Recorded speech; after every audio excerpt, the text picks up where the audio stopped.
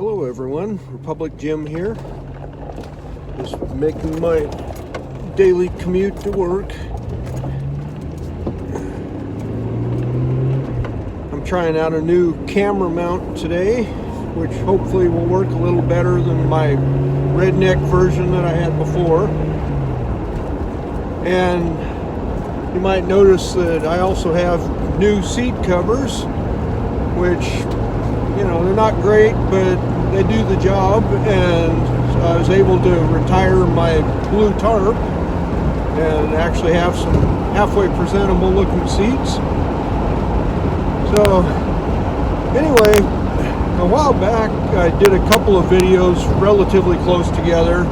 One about bushcrafty gladius, and then one about my new Tubbs snowshoes.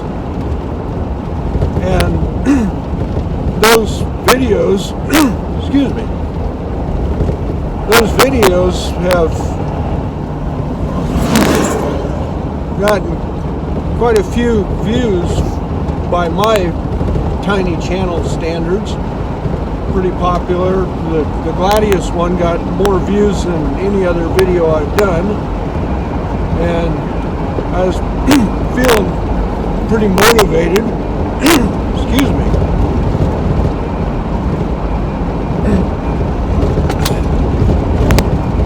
Feeling pretty motivated to get out and do more videos. Wanted to do some things in the woods, camp out, and do some other deer reviews. And I also had the project on my Jeep that I wanted to make some progress on. And then suddenly I went radio silent, and some of my viewers might be wondering what happened. So just thought I'd update and explain that.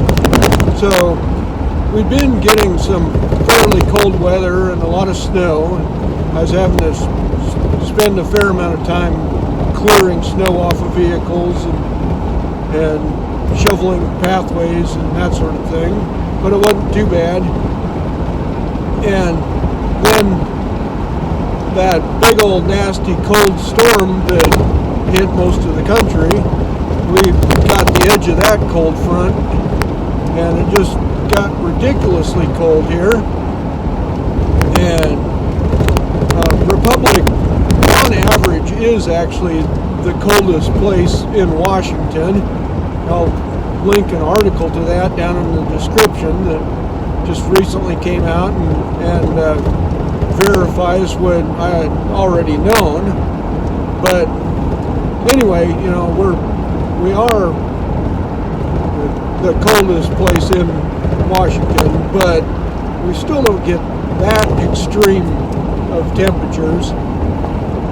It's not like the northern plains or areas like that. But last Thursday morning was the coldest that I have ever seen it here since we've lived here. And I'll just insert this little picture of our thermometer that morning.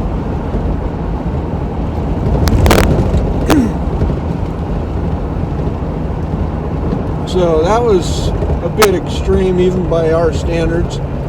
I know for somebody that lives in North Dakota or Minnesota or something, it wouldn't be that unusual, but there was a huge difference for what we're used to, where normally minus 10 to minus 15 is about what we expect when it gets below zero.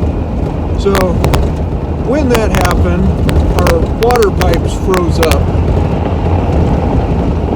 We've been doing just fine at minus 10 in that range, but obviously we're not ready for something as cold as that.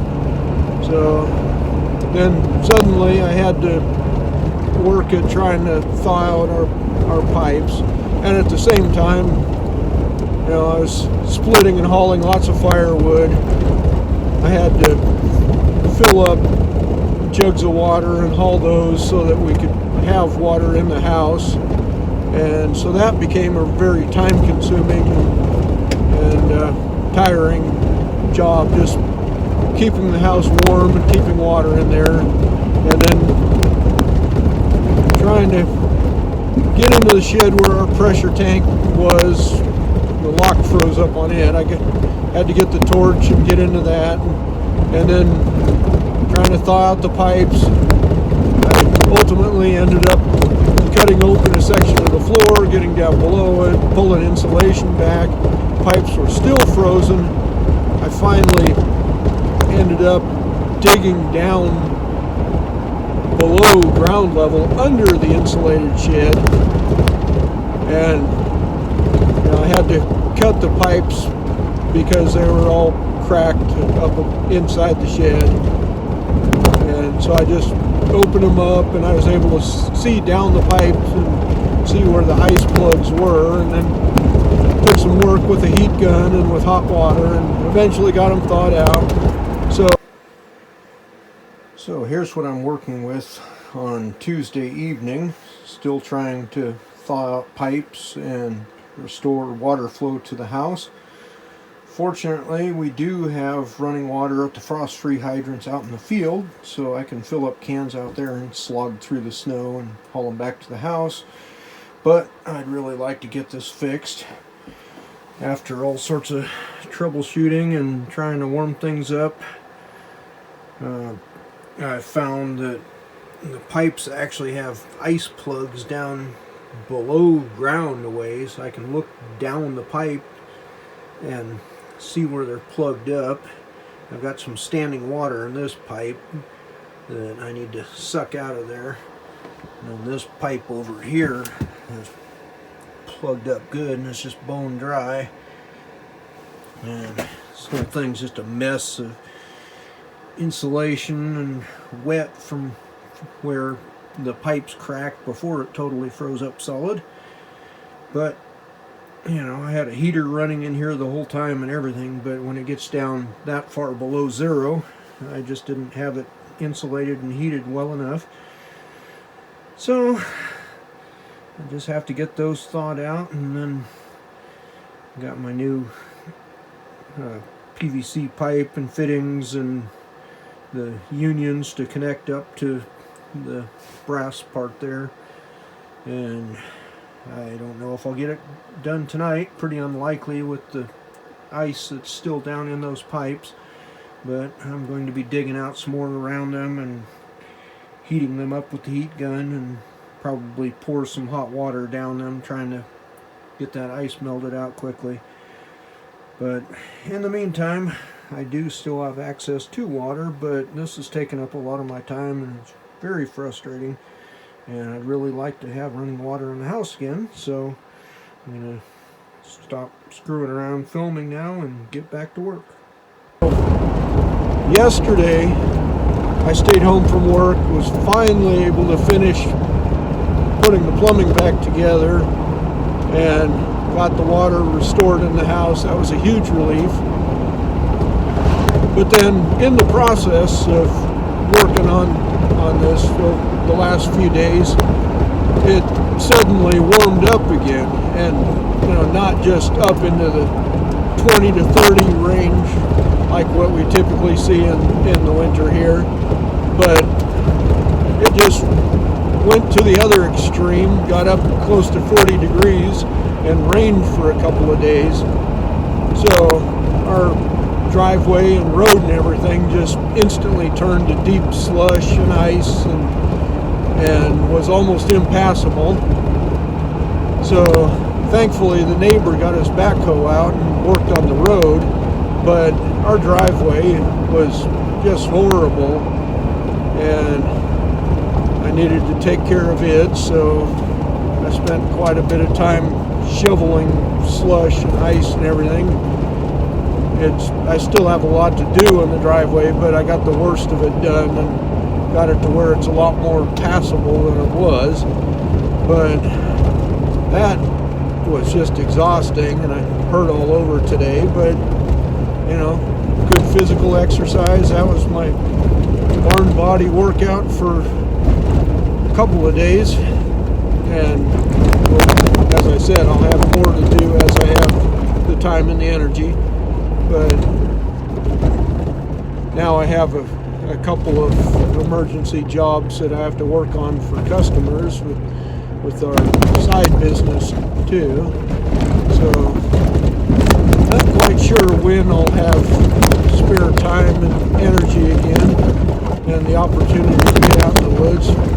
I'm really hoping that this coming weekend, being another 3-day weekend, that, Lord willing, we won't have any other emergencies or just freak weather or anything else, and be able to take some time and go out and do some stuff in the woods sometime this weekend, and then maybe next weekend be able to get back to doing some stuff on the Jeep project and make some headway on that, rather than only being able to do very simple things like the seat covers. I still need to cut holes in my bumpers to mount the lights and pull some wiring. I need to work on the center console box and that sort of thing. So hopefully we'll see how the time works out. And then one other final quick update is tomorrow will be 10 weeks since I decided to start my weight loss.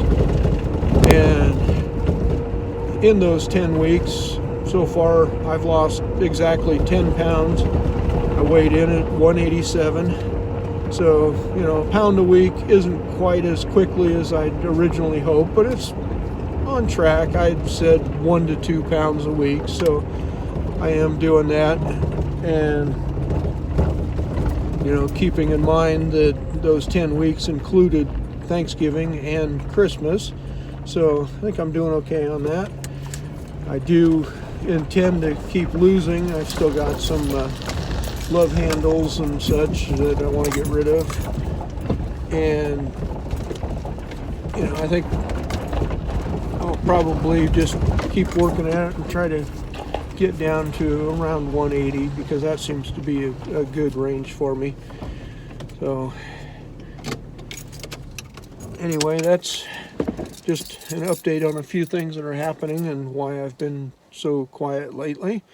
Hopefully I'll be able to get this online, and then as I get out in the woods and do things, and as I work on the Jeep, I'll be able to post some other updates. But that's it for now. Hope that was interesting, and this has been Republic Jim. I'll talk to you later.